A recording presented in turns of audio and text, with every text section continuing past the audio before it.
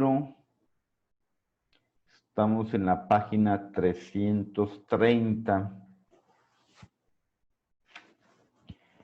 Y entonces el tema que te está tratando el autor es, vamos a decir, la propiedad temporal. Y entonces dice que puede ser que alguien tenga por determinado tiempo o ya sea por condición o por término. Acuérdate, condición, acontecimiento futuro, relación incierta. Término, acontecimiento futuro de relación cierta. Es la diferencia entre uno y otro. Y entonces estaba mencionando el autor en qué casos procedes nada más por determinado tiempo. ¿Ok?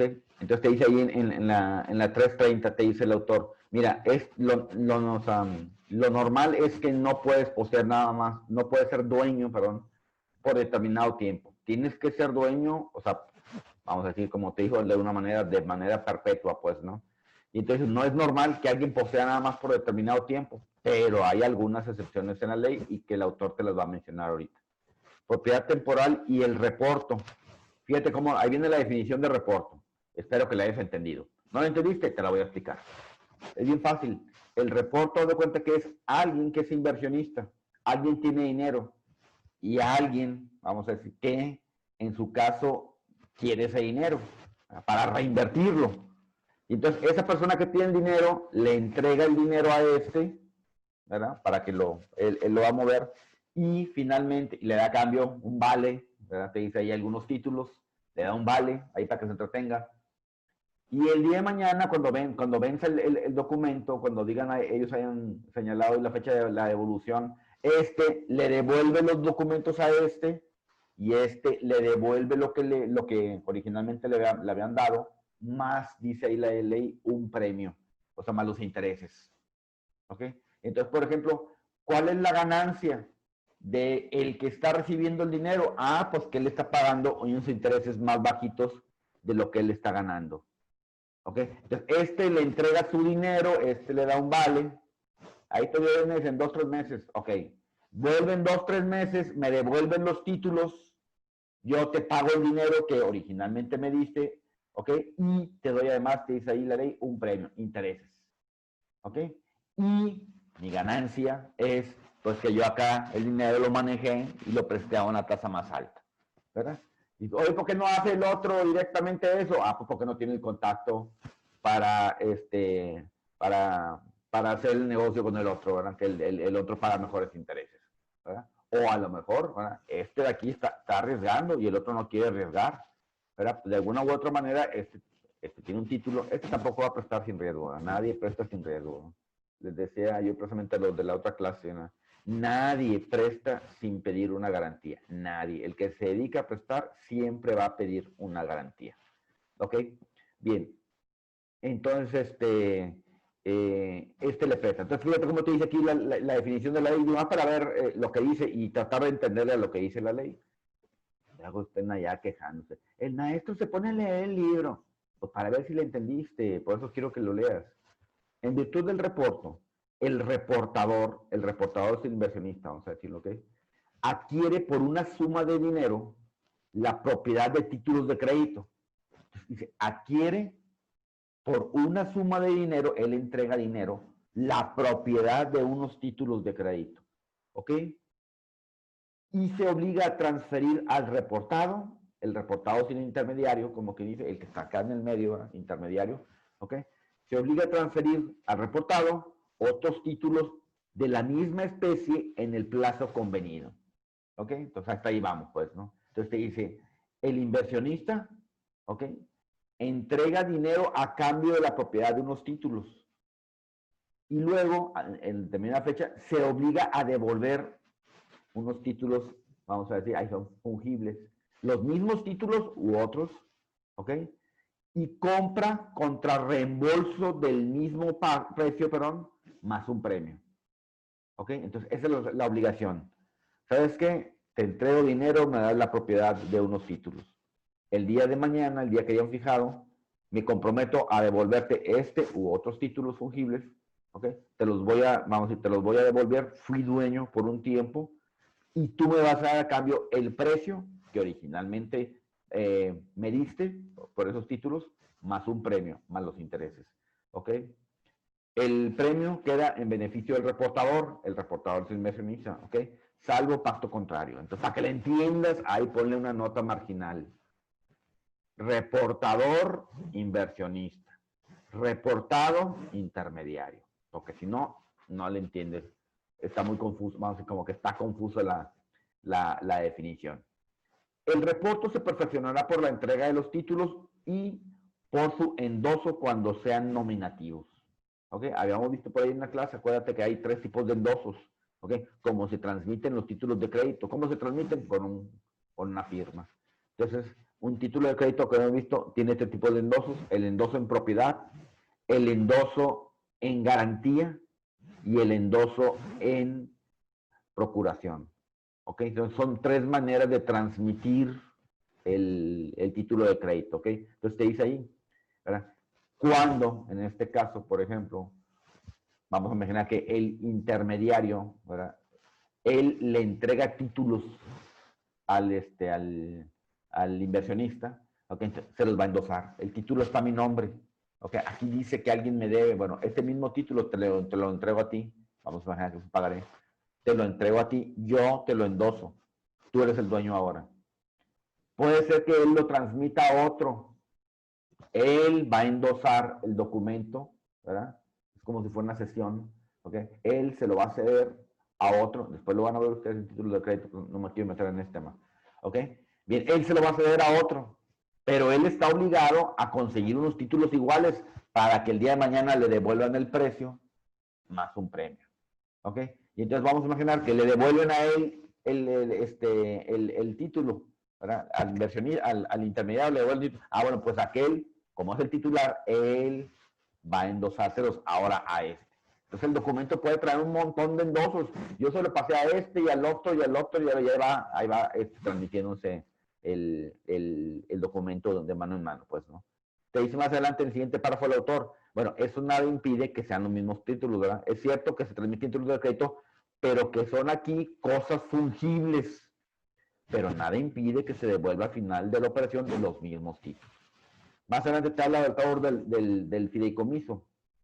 Fíjate cómo opera el fideicomiso. El fideicomiso es una institución, una figura, un contrato muy, muy recurrido y que consiste en lo siguiente. Alguien tiene bienes y entonces, muebles, inmuebles, lo que sea, y entonces lo que hace es, le entrega la propiedad de los bienes a un banco, al departamento fiduciario de un banco. ¿Ok? Y el banco va a hacer 3 cosas. Hay 3 tipos de fideicomisos. En principio, ¿ok? El fideicomiso, le decimos propiamente, en dominio, en administración y en prenda o en garantía. ¿Ok? ¿Y en qué consiste? Bueno, vamos a imaginar que yo voy a viajar, voy a salir del país por 5 años, pero tengo un negocio, tengo un rancho, tengo algo que produce frutos, pues, ¿no?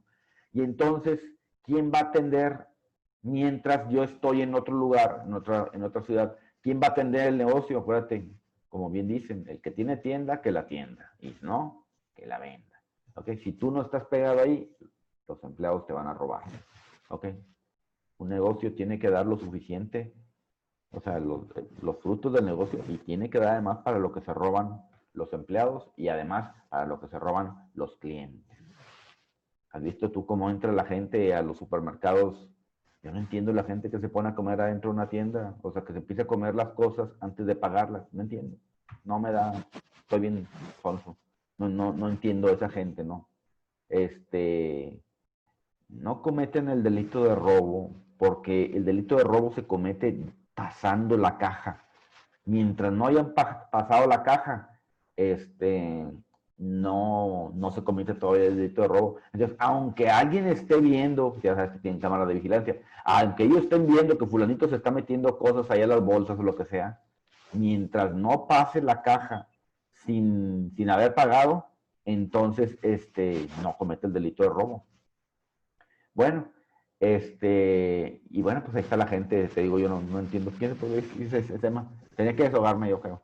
Entonces, ¿por qué lo dije eso? ¿Quién sabe? Pero bueno, la cosa es que en el fideicomiso pasa eso, ¿eh? Tú le encomiendas a alguien que te venda ese bien, que se lo pasa a un tercero, porque a lo mejor tú no lo puedes hacer, ¿verdad? Te heredaste un bien en Canadá, no sé ni cuánto cuesta, no sé ni qué onda, ¿verdad? Ah, bueno, pues entonces a lo mejor tú se lo entregas al fiduciario, que finalmente siempre es un banco, ¿ok? Entonces tú se lo entregas al fiduciario y el fiduciario finalmente se lo va a entregar a quien tú le digas, ¿ok? Y entonces ponen tú en el fideicomiso, o el clásico ejemplo es como que un fideicomiso testamentario. ¿Sabes qué? Entrego estos bienes a ti, fideicomiso, en lo que mis hijos tienen la mayoría de edad. Yo no quiero ahorita, si llego a fallecer, quien va a decidir por ellos, pues es a lo mejor el otro cónyuge, pues, ¿no? El otro progenitor u otra persona, ¿no? En caso de que no exista el otro, un tutor, qué sé yo. No, ¿sabes qué? Banco, yo te encomiendo a ti, yo te transmito la propiedad a ti, banco, para que tú el día de mañana, cuando cumplan 18 años, cuando acaben la carrera, cuando sea, ¿ok? O cuando yo muera, en ese momento tú le transmites la propiedad a fulanito de tal.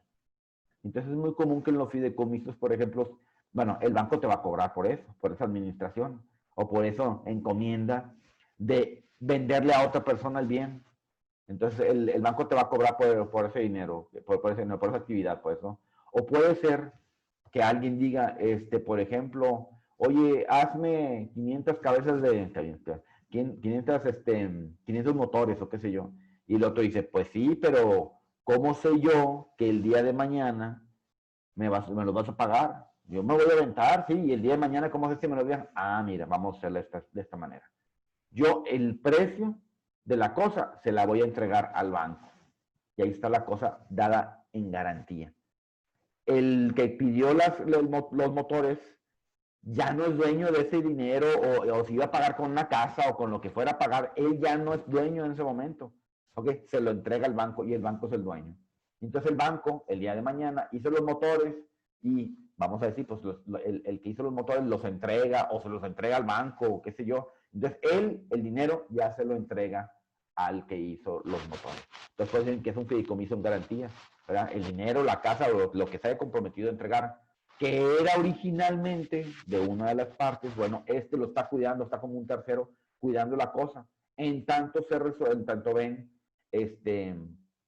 si cumplió o no con el contrato. Si cumplió, pues le entrega la cosa al otro.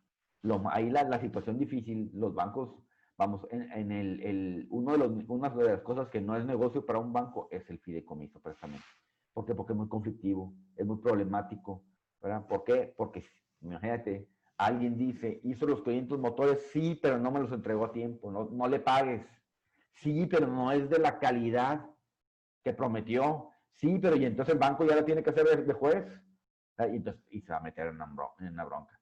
Si entrega el dinero al otro, el otro lo va a demandar al banco. No cumpliste con tu función. ¿Por qué? Porque no me entregaron lo que me prometieron. Si no le entrega el dinero, el otro, el acreedor, ¿verdad? Bueno, el que hizo los motores, va a demandar al banco. Oye, ¿por qué no me entregas? Esa fue precisamente la razón del fideicomiso. Bueno, entonces en eso consiste el fideicomiso y como te decía, es muy problemático para los bancos. ¿No? ¿Por qué? Porque pues, a veces hay muchas partes. Es muy común que en el fideicomiso lo que se hace es, se nombra un comité. Entonces, haz de cuenta como que se nombran unos administradores, ¿verdad? Que finalmente son los que en ocasiones van a decidir. Okay, entonces el banco mientras está administrando, pero el comité, que son, vamos a decir, los que constituyeron el fideicomiso, son los que van a tomar determinaciones.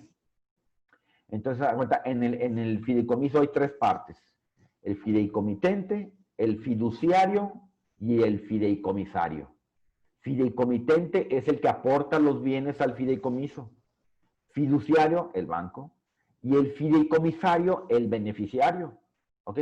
Vamos a imaginar que tú tienes un terreno. Es muy común, por ejemplo, que en alguna ocasión les comenté, ¿no? Alguien tiene un terreno y otro que sabe construir le dice, oye, ¿por qué no nos asociamos? ¿Qué te parece si pues, tú pones el terreno y yo pongo la construcción? Y al final de cuentas nos repartimos, pues, ¿no? Y entonces muchas veces la manera en que tratan de resolver esto es, bueno, yo aporto el bien al fideicomiso, ¿ok? el banco es el dueño en ese momento, ¿ok? Y tú vas a ir aportando los materiales y demás al fideicomiso y entonces se va a nombrar un administrador. Y el administrador puede ser el mismo banco o alguien que las partes hayan acordado, ¿ok? Y entonces pues va a pasar eso, pues, ¿no? Entonces el banco la empieza a hacer ahí de administrador, ¿sabes qué? Va a empezar a vigilar y el banco también tiene responsabilidad, como te dije hace rato, ¿no? No hace su función, pues lo van a demandar alguna de las partes. Entonces, bueno, ese es el fideicomiso, pues, ¿no? Es una figura en la que la persona se desprende del bien y le dice a quién se lo va a entregar, ¿ok? Y entonces puede ser el mismo. ¿Sabes qué? Te entrego este bien, como te dije hace rato, voy a salir del país, te entrego este bien y en 5 años me lo devuelves. En caso de que yo haya fallecido dentro de 5 años, se lo entregas a otra persona, quien haya sido. ¿Ok? Entonces, yo le di instrucción. En ese momento, los bienes no me pertenecen ya a mí. Entonces, es muy común, por ejemplo, vamos a imaginar un deudor, ¿ok? Cuando sabe que lo van a demandar, aquí en Nuevo León, bueno, pues si tú buscas, checas en internet, ahí aparecen algunas veces los juicios que hay, pero bueno, en el caso de Nuevo León hay un, vamos a decir, hay un tribunal que se lleva por medio de por computadoras, pues no digitalmente se lleva, y entonces ahí aparecen todos los juicios. Y tú buscas el nombre de alguien y inmediatamente sale ahí. Si tiene juicios a favor, encuentra cuál es el número de expediente y te dice, como quien dice, todo lo que ha pasado en ese juicio. No puedes ver el expediente, ¿ok? Pero, pero es todo lo que ha pasado en el juicio. Si tú vas al juzgado y pides la copia del expediente, te la tienen que dar. ¿Por qué? Porque en el Estado de Nuevo León te dicen, si las audiencias son públicas, los expedientes deben ser públicos. Y entonces, si tú vas, hay un artículo del Código de Procedimientos Civiles de Nuevo León que dice, ¿ok? Que cualquier persona que pida copia de un expediente se le tiene que otorgar la copia. ¿Ok? Y está discutiéndose en la Corte si ese artículo es constitucional o no. Pero en vía de mientras, eso dice la ley, que cualquiera que pida copia del expediente, le tienen que dar. Entonces, por ejemplo, vuelvo al mismo caso, ¿verdad? Tú puedes checar, ¿verdad? Y entonces es muy común, el deudor sabe que ya fulanito presentó una demanda, ay, aunque no le pongan quién es el demandado, él sabe bien, puedo ser yo, porque ya venció el documento que le tenía que pagar. Yo sé que me va a demandar. Y entonces en ese momento, ¿qué hace él? Se desprende de sus bienes. Y una manera de desprenderse de sus bienes es aportándolos a un fideicomiso. Y en vía de mientras no va a aparecer, ¿verdad? El deudor ya no va a aparecer como dueño en el registro público de la propiedad. Si alguien va, oye, quiero checar qué bienes tiene fulanito de tal el deudor, no va a salir ninguno. ¿Ok? Y entonces empiezan los problemas de los registros públicos, ¿verdad? Muchas veces los registros públicos te muestran quién es el propietario, quién es el último propietario, pero no te muestran quién es el anterior. O sea, si tú vas, oiga, dígame todos los bienes que ha tenido fulanito en su vida. No, yo te puedo decir si ahorita tiene bienes a su nombre o no. Entonces, por ejemplo, si alguien quiere, alguien que tenía un deudor, ¿verdad? Y ese ya lo aportó el fideicomiso, si alguien, en el caso de Nuevo León, si alguien va a registro público, oye, dime bienes a nombre de fulanito para podérselos embargar, te van a decir, no, no tiene ningún bien. Pero ¿cómo no? Cuando yo lo conocí tenía 3 casas y demás, pues hoy en día no tiene ningún bien. Y entonces ya ahí el acreedor ya perdió, vamos, ya le perdió la huella al deudor, ya no sabe. Entonces, ching, ¿ahora qué hago? ¿Por qué? Pues porque ya no tiene bienes a su nombre. Pero vamos a decir, si hubiera un registro de, bueno, el bien anterior, el que tenía cuando tuviste el contrato, si apareciera en nuestro público, ahí va a aparecer, este bien se aportó a tal fideicomiso. Y ya no está en su patrimonio. ¿Ok? En ese momento ya vamos a imaginar que sí lo lograste ubicar. ¿Sabes qué? Está en el patrimonio, está en tal. Así como los bancos tienen un secreto bancario, no pueden decir quiénes son los clientes, menos cuánto dinero tiene cada cliente. Hay un secreto fiduciario. El fiduciario tampoco puede decir con quién ha hecho negocios o con quién no ha hecho negocios. No lo puede decir, es un secreto. Si lo viola, comete un delito, bueno, puede ser delito o no, pero sí va a haber responsabilidad civil, va a pagar daños y perjuicios por estar de chismoso, ¿verdad? Porque debe, así como hay un secreto profesional para los abogados y el cura y todos tienen secreto, bueno, pues el banco también tiene un secreto, el fiduciario también tiene un secreto. Bueno, la pregunta es, Rodrigo, si alguien ya aportó los bienes al fideicomiso, ya no están en su patrimonio, ¿qué le puede embargar el acreedor al deudor? Si él ya aportó los bienes al fideicomiso y ya no es dueño él de sus bienes. Fíjate, cuando la persona, el deudor, aportó el bien al fideicomiso, es, vamos a decir, si bien es cierto que el banco, el fiduciario, es el dueño, es una propiedad muy especial. Realmente, vamos a decir, no es el dueño, haz de cuenta. Okay. O sea, a lo que voy es que si el día de mañana el banco tuviera una deuda, acaba de salir la semana pasada una noticia, ¿verdad? Quebró Banco Ahorro FAMSA, ¿verdad? FAMSA, pues ya saben, en la tienda a nivel nacional vende artículos electrodomésticos, pues no para la casa, principalmente. Ya venden de todo. Y entonces, bueno, quebró el banco. Si ese banco tuviera un fiduciario y hubiera bienes que se los aportaron al fiduciario, los acreedores, hoy en día, vamos a decir, ese banco va a entrar en liquidación, va a entrar como que en quiebra, o que en un procedimiento de concurso mercantil, y entonces pues van a empezar a pagarles a los acreedores, ¿va? El banco ya quebró. Realmente parece que el banco no había quebrado. Lo que pasa es que el banco tiene sucursales en Estados Unidos, y en Estados Unidos sí, allá se declaró en quiebra, y entonces como medida de protección en México, también el gobierno mexicano lo interviene, le nombra como quien dice un administrador, y ¿sabes qué? Quítate, el gobierno lo va a administrar y lo va a liquidar. Ante la sospecha de que si quebraste en Estados Unidos, vas a quebrar en México. ¿Ok? Y entonces, antes de que vayas a llevarte el dinero, los dueños de la empresa, el banco el gobierno tiene esa precaución, y entonces dice, ¿sabes qué? A lo mejor aquí, siempre que una empresa va a quebrar, siempre que una empresa tiene números rojos, pues quién sabe qué hagan los dueños, ¿verdad? Primero le empiezan a pagar a sus amigos y a ellos mismos, y si ellos metieron dinero en lo personal al negocio, pues primero se van a pagar a sí mismos antes que a todos los demás acreedores, ¿verdad? Bien, entonces, ya estaba la pregunta, Rodrigo. Si alguien aporta bienes al fideicomiso, ya te dije, un tercero acreedor del banco no lo puede embargar porque entra en una parte muy especial del banco. Está en su patrimonio, pero no es propiamente de él. Sí es el dueño, pero no es propiamente de él. O sea, no se lo puede embargar a un tercero. Bien, ya lo aportó al fideicomiso y ya lo localizaste tú el fideicomiso. ¿Qué le podrías embargar? Si el bien ya no está en el dominio del deudor, ya no es el dueño, ¿ok? Porque él ya lo aportó el fideicomiso. ¿Qué le podrías embargar tú al, al deudor? Suponiendo que no tiene más bienes, ¿verdad?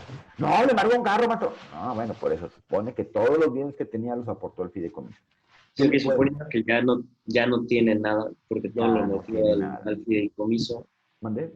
Sí, se supone que ya no tiene nada, porque todo lo metió al fideicomiso. Ajá. ¿Qué podría ser el, al que le debe para cobrarse? Ajá. Bueno, me acuerdo que en la lectura mencionaba que realmente, o sea, se le transmite al banco a través del fideicomiso, realmente le está dando un derecho de retener esos bienes por un periodo de tiempo. Sí. O sea, Acuérdate que un periodo de tiempo es un pleonasmo. Está bien, dime. bueno, durante ¿Un periodo? algún periodo. Ajá. Entonces, realmente no es o sea, bueno, me acuerdo que lo decía el título, que era una posesión temporal, no una propiedad. Entonces, no es como usted dice propiamente o sea, no es el propietario el banco, o sea, solo es el poseedor temporal Ajá. de los bienes. Entonces, realmente, o sea, puede que no se le puedan embargar esos bienes en ese momento, pero esos bienes siguen siendo suyos. Bueno, del deudor, pues. En la 332 te dice el autor, ¿verdad? ¿Ya lo ubicaste en la 332? Bueno, en mi libro. De acuerdo con esta norma, como lo digo, está en los dos códigos civiles de 2000, del Distrito Federal y Federal.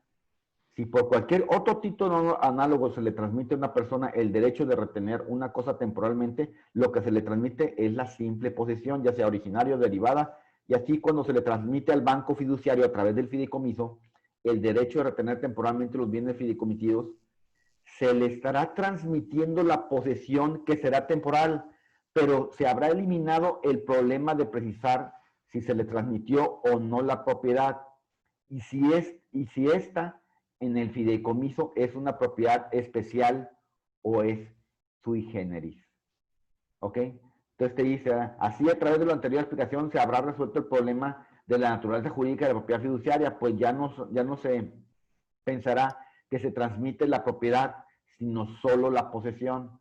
Pero realmente se transmite la propiedad, pues dice el autor, híjole, es un tema bien escabroso, bien difícil, y donde el deudor sí transmite la propiedad, y es una propiedad muy sui generis, dice ahí, ¿verdad? O sea, finalmente, bueno, lo que le está transmitiendo en la posesión, bueno, pero el dueño es el banco. El banco va a pagar los impuestos, el banco todo, respecto de ese bien. Ok, pues te dice, es una propiedad muy sui generis, es muy discutible y es una propiedad, híjole, bien especial. Bueno, vuelvo a lo mismo. ¿Qué le puedes embargar? Ah, es el... Es lo que estoy pensando, o sea, ¿qué se le puede embargar a esta persona? A ver, Carla. Tal vez no algo físico, sino más bien un derecho real. Ándale. Ajá. Eso es lo que le vas a O embargar. sea, Los ya no derechos me que hago. tengas sobre el fideicomiso. A lo Exacto. mejor O ahí sea, decía él, físico. él decía, por ejemplo, en el fideicomiso, ¿verdad? Me voy a ir por 5 años o lo que sea. Inventa, obviamente. Él lo que trata es de librarse de los acreedores. Entonces, puro cuento. Él dice, me voy a ir de viaje o lo que sea, me voy a salir 5 años del país y entonces transmito los bienes al fideicomiso. Puro cuento, ¿verdad? Él ni se va a ir ni nada, o a lo mejor sí se va, pero quiere salvar sus bienes. Y entonces, lo que le vas a embargar en su caso es, bueno, te embargo, si la cosa ya no está en tu patrimonio, te embargo los derechos que tengas sobre el fideicomiso. Y hay alguna vez, por ejemplo, tienes derecho a revocar el fideicomiso. O sea, el que constituye un fideicomiso, si no es el de garantía, por ejemplo, ¿verdad? Porque en el de garantía obviamente sería irrevocable. Sería muy fácil decir a alguien, oye, deja en garantía el precio de los motores y luego al rato, no, porque sabes que mejor lo revoca, devuélveme el dinero. No, no, espérate, eso es irrevocable. O sea, porque ya el otro ya está haciendo los motores, ¿verdad? Ya se comprometió el otro, ¿verdad? Entonces habrá casos en los que como que es irrevocable, ¿no? Y el que te decía hace rato es bien interesante, si alguien dice, dejo estos bienes, le entrego estos bienes al fiduciario para que cuando yo muera se lo entregue a otro. Nombro como comité a tales personas. Si esas personas pueden cambiar la disposición y digan, no, ¿sabes qué? Esos bienes ya no se los vamos a entregar a fulanito, sino mejor se van a destinar a otra cosa. Estarías como que cambiando el testamento, ¿no? Bien. Entonces, ¿qué le vas a embargar a ese que transmitió los bienes al fideicomiso? Vos dice el autor, es una propiedad muy sui generis, pero realmente sí transmite la propiedad. Esa persona ya no está en su patrimonio, ¿ok? Ya hay un acta donde dice que se transmitió la propiedad al fiduciario. Entonces, ¿qué le vas a embargar? Los derechos que te corresponden. Por ejemplo, los derechos de revocación. Entonces, el acreedor embarga el derecho del deudor en el fideicomitente, en el fideicomiso, o sea, él como fideicomitente, de revocar. Entonces, ¿qué va a hacer el deudor? ¿Qué va a hacer el deudor? En ejercicio del derecho de fideicomitente que tenía el deudor, ¿qué va a hacer el acreedor? El acreedor va a decir, en ejercicio de los derechos que tenía el deudor como fideicomitente, revoco el fideicomiso para que los bienes vuelvan a propiedad del deudor. ¿Ok? Eso es lo que va a hacer este. Entonces es una figura muy común, ¿verdad? Donde la gente realmente transmite los bienes al banco, quedan en una propiedad muy sui generis que no es del banco realmente, o sea, pero están en su patrimonio finalmente. O sea, están dentro de esa propiedad fiduciaria. Si un tercero quisiera embargar al banco por deudas propias del banco, eso no las puede tocar porque no son del banco, ¿verdad? Pero sí lo son porque se les aportan. Por eso te dice el autor, es una propiedad muy sui generis. ¿Ok? Entonces, ¿qué le vas a embargar? A los derechos que tenga sobre el fideicomiso. Entonces, el deudor va a tener que ser bien picudillo para que esté bien redactado, ¿verdad? Que él ya no se quedó con ningún derecho de ese fideicomiso. Y entonces, el acreedor lo que va a tener que hacer, va a intentar, después lo van a ver ustedes en obligaciones, lo que se llama una figura de fraude de acreedores, ¿ok? Te desprendiste de todos tus bienes, te quedaste en estado de insolvencia para no pagar. Pero ese es otro tema, ¿verdad? Pero por lo pronto ya no le pudiste embargar nada y están ya en un fideicomiso, ¿ok? Y entonces a lo mejor ahí en el fideicomiso dice que el día tal se lo vendan el bien a fulanito de tal, hasta el precio, qué sé yo. Ah, bueno, pues entonces embárgale el derecho que va a recibir, el dinero que va a recibir de la venta tal. Entonces a lo que voy es que no necesariamente lo único que hay que embargar son las cosas, ¿verdad? Bienes muebles o mieles. No, también puedes embargar los derechos que hay sobre las cosas, ¿verdad? Entonces en este caso embargaría los derechos que tiene sobre el fideicomiso. O el derecho que tiene, en su caso, él como fideicomitente. Ah, tiene derecho al producto de la venta de... Ah, bueno, pues embárgale ese derecho. El derecho de revocación, el derecho de designación del comité. Muchas veces el comité, el fideicomitente, ¿verdad? El que hace el fideicomiso, él dice quiénes van a integrar ese comité. ¿Ok? Estos bienes se van a aportar al fideicomiso. Vamos a imaginar que el que puso el terreno y el otro va a poner la construcción. Y entre los dos nombran quién va a formar parte del comité, que va a ser el que finalmente va a, vamos a decir, a tomar la decisión de algunos puntos. Y entonces, pues, en razón de cuánto haya aportado cada uno, van a tener derecho a nombrar tantos miembros en el comité y el banco va a seguir obedeciendo al comité. Pero ya son propiedad del banco. ¿Ok? Y entonces, de esa manera, como que los dos que están tratando de hacer un negocio, ¿verdad? Entre comillas, se sienten más seguros. ¿Sabes qué? Mira, el terreno yo ya lo aporté al fideicomiso, al administrador. Tú apórtale el dinero necesario para que se haga la construcción. De tal manera que yo no pierda la propiedad, la posesión, entre comillas, no la pierda, quiere decir, ¿por qué? Porque en caso de que incumplas tú, me lo van a devolver. Y entonces no perdí el terreno, no perdí la posesión, ¿verdad? En cambio, si te entrego la propiedad, la posesión, y tú empiezas a construir y te haces loco y no hiciste nada, pues ya perdí la posesión. Y en lo que estoy en el pleito, de ver quién de los dos hiciste bien la construcción, si te estás haciendo loco y no estás avanzando, pues mientras ya no tengo la posesión. Hay un dicho que reza, bendito el que posee. El que tenga la posición, ese lleva la ventaja, ¿no? ¿Por qué? Porque por lo pronto el dinero lo tengo ya en la bolsa, sácamelo, pero por lo pronto el dinero ya lo tengo en la bolsa, ¿no? Y entonces en este caso, por eso el que va a hacer ese tipo de negocios dice, no, ¿sabes qué? El bien no te lo voy a entregar a ti, se lo voy a entregar al banco. ¿Para qué? Para que el día de mañana, vamos a decir, si llegas a incumplir, el banco me lo va a devolver. Pero en cambio, si yo te entrego el bien y tú te pones a construir y no terminas la obra por la razón que sea, ya te entregué la posesión, ya no tengo la posesión. Es más, ya tenemos una posesión compartida, pero ya no la tengo. Y entonces ya perdí todo. Bien. Te dice más adelante el autor, propiedad temporal y reversión. Entonces te dice el autor, estos son otros casos de propiedades temporales. El Estado te expropia y luego el Estado no hace lo que se comprometió a hacer con el acto de expropiación. Por ejemplo, en una ocasión me tocó conocer un caso de que en Tampico iban a hacer se me fue el nombre, le dicen multipuerto o algo así, no me acuerdo cómo le dicen, y es un punto, la ciudad, ¿verdad? En el que llegan las vías férreas, llega el barco y llegan los camiones, o las carreteras. Entonces, se facilita, ¿verdad? El transporte. ¿Por qué? Pues porque lo que llegó en barco inmediatamente o se va por tren o se va por vía terrestre en camiones. ¿Ok? Multipuerto, ese no fue el nombre.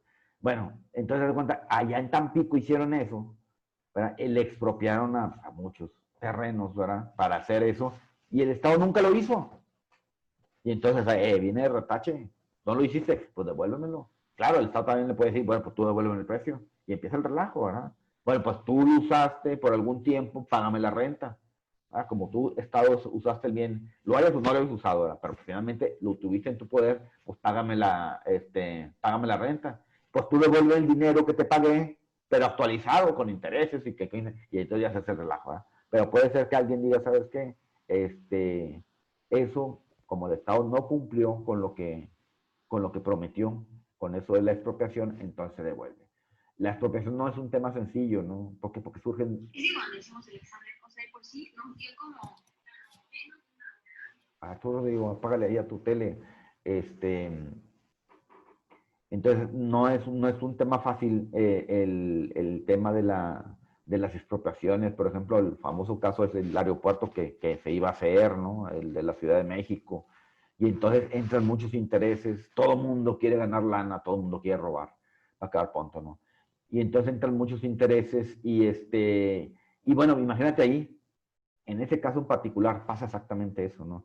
Que hubo gente a la que le expropiaron y ahí, ¿qué relajo se hace? Porque haz de cuenta que entre el dueño del terreno y el gobierno hay intermediarios que están ellos, su función es precisamente lograr el mejor precio y van a cobrar ellos de ahí una comisión.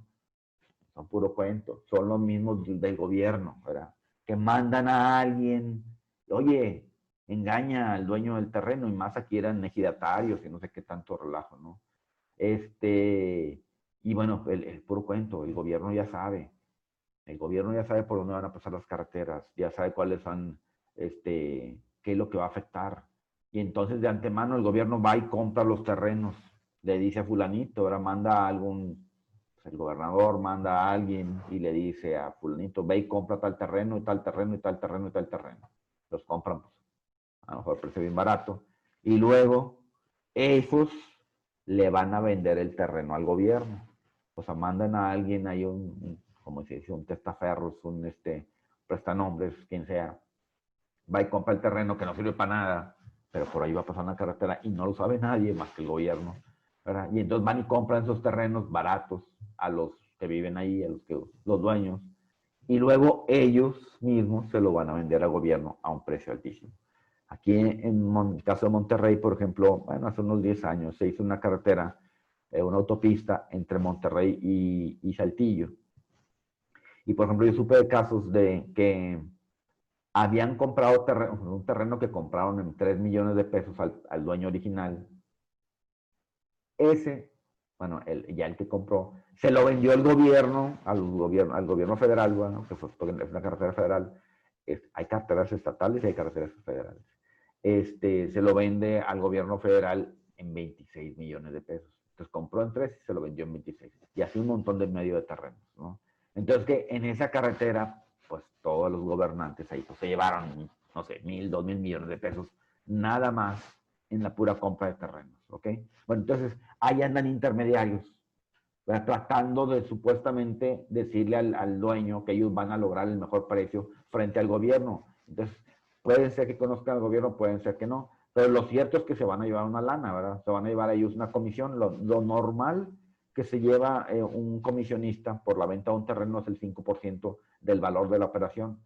Entonces, imagínate, en aquellos donde ya se había iniciado el aeropuerto de la Ciudad de México, les expropiaron, me parece que eran ejidatarios, era un problemón, ¿verdad? ¿Por qué? Porque todo el mundo quiere aprovecharse pues, de la gente que, pues, con todo respeto, ¿verdad? Pero que tiene menos estudios, y entonces van y les dicen puros rollos, puras mentiras, ellos van a vender el terreno al carísimo al Estado, y entonces pues los engañan, y afortunadamente en la ley agraria dice que se tiene que hacer un estudio de cuál es el valor verdadero de un ejido, ¿verdad? Para poderlo vender. O sea, hay una institución de gobierno que se llama INDAVIN y se dedica a evaluar los bienes.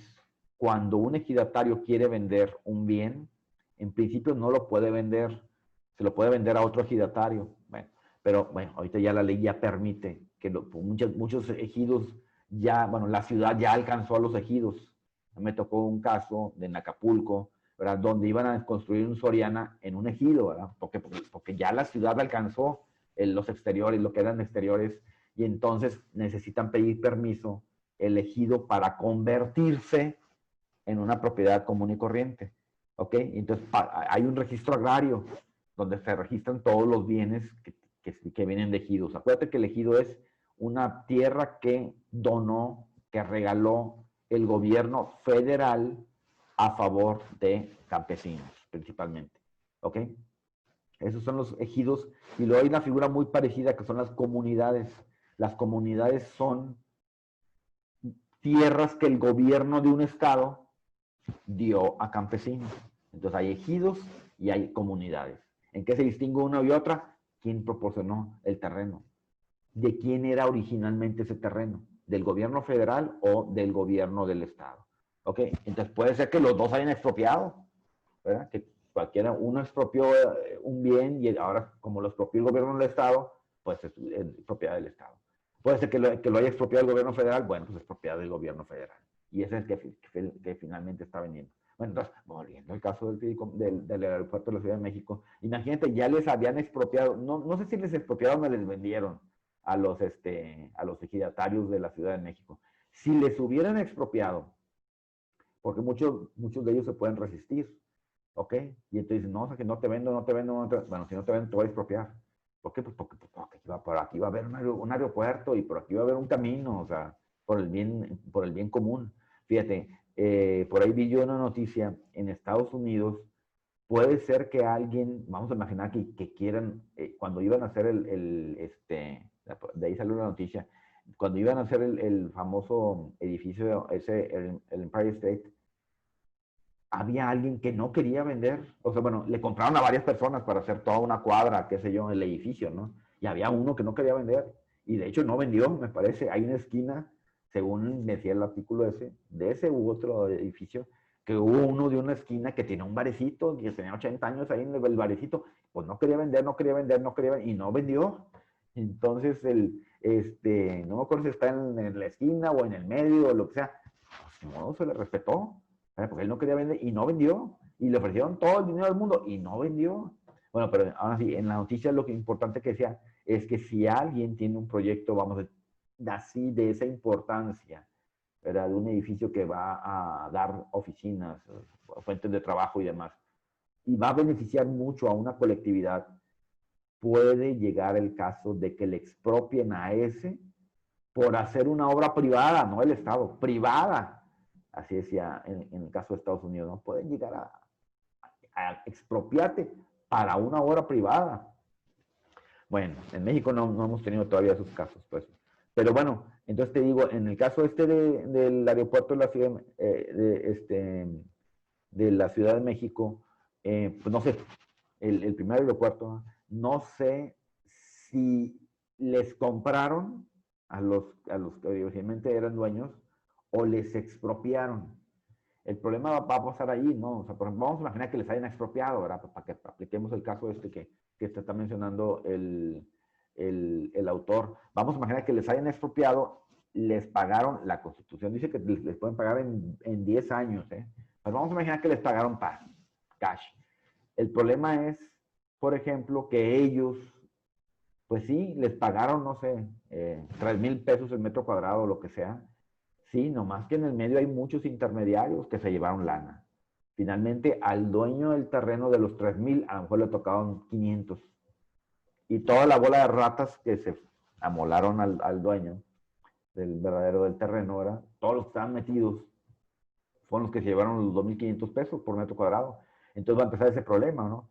Si te dicen, oye, tienes derecho a la reversión, si quieres puedes pedir, como no se llevó a cabo el aeropuerto, pues puedes pedir que te devuelvan el terreno. Sí, pero yo tengo que devolver el dinero. ¿Y el dinero dónde está? Pues el dinero, o ya me lo gasté, uno, o dos, se lo llevaron todos los intermediarios.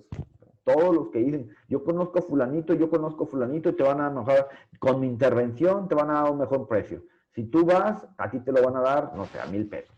Pero con mi intervención te lo van a dar en 3,000, 4,000 pesos, o qué sé yo. Y entonces ahí es donde pues ya no puede devolver, ya no puede pedir la devolución, la reversión. ¿Por qué? Pues porque el dinero ya no lo tiene. Sigue diciéndote el autor en la página 333, la extinción de dominio. Y en fin, te dice ahí que se creó en el año 2008, 2009. ¿Y en qué consiste? Bueno, pues algo que se les ocurrió a los legisladores, ¿verdad? Ya sabes, hombre, no fueron a la escuela, pero les ocurren muchas cosas.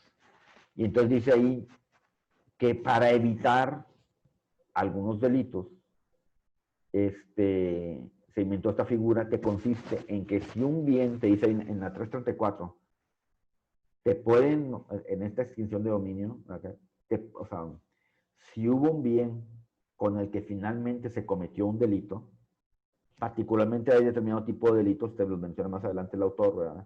Que van a ser delitos contra la salud, que le dicen ahí narcotráfico. El delito del narcotráfico no existe, ¿no? Existe el delito contra la salud. El delito contra la salud, el secuestro y cosas así, ¿no? Delitos que se hicieron muy, muy graves en nuestra República Mexicana y sigue siendo, y va a seguir, y no se va a acabar. Es como si estuvieran saliendo unas cucarachas de una alcantarilla, que las puedes estar pisando y pisando y matando y van a salir, van a seguir saliendo y saliendo y saliendo y saliendo y saliendo y saliendo y nunca se van a acabar, ¿ok? Aunque le echen insecticida, no se van a acabar, van a salir saliendo cucarachas y cucarachas y cucarachas, en fin. Esos, pues todo lo que es la delincuencia organizada, pues no sé, ingresan 500 pelados diarios, ¿no? Pelados y peladas también, ¿eh? No creas que nomás los hombres, entran también muchas mujeres. Una vez entré al penal y me sorprendí eso. Bueno, muchas veces entré al penal, ¿no? Pero me sorprendió cómo había muchas mujeres en la cárcel. ¿Qué tiene que andar haciendo una mujer en la cárcel? Yo entiendo, no sé, el delito que yo he visto más común de las mujeres son las farderas, las que roban ropa, ¿no? Entonces se meten a almacenes valiosos. Yo recuerdo la novia de un alumno del TEC iba a ir a una entrevista de trabajo y se va al Palacio de Hierro y agarra una blusa de 8,000 pesos. Se la lleva, pues la agarran. Ya no llegó a la entrevista. Pues, es precisamente donde más atención, pues sí, está vigilado, pero es donde más atención van a poner, ¿verdad? En la prenda más valiosa, ¿no? Y la otra que vive acá muy, muy galana, pues sí, pues la atoraron, pues, ¿no? Bueno, pero entonces me llama la atención eso. ¿Qué están haciendo todas estas mujeres en el penal, no? O sea, yo entiendo, bueno, esa, ¿no? Pues muchas son novias de gente que anda en la delincuencia, ¿verdad? Y pues a lo mejor ni saben que el novio anda en malos pasos, pues, ¿no? Pero pues ahí andan y pues por lo pronto los agarran juntos y pues los atoran a todos y están todos en el bote, ¿no? Para que estén en el bote es porque no tuvieron derecho a la libertad provisional bajo caución, que se cometieron algo grave. ¿Ok? Entonces me sorprende eso, ¿cómo hay tantas mujeres en la cárcel? Bueno, pues porque se hacen noviecitas de algún sonso, ¿verdad? Que sí andan en malos pasos. Pues. Bueno, y entonces te dice aquí el autor, ¿verdad?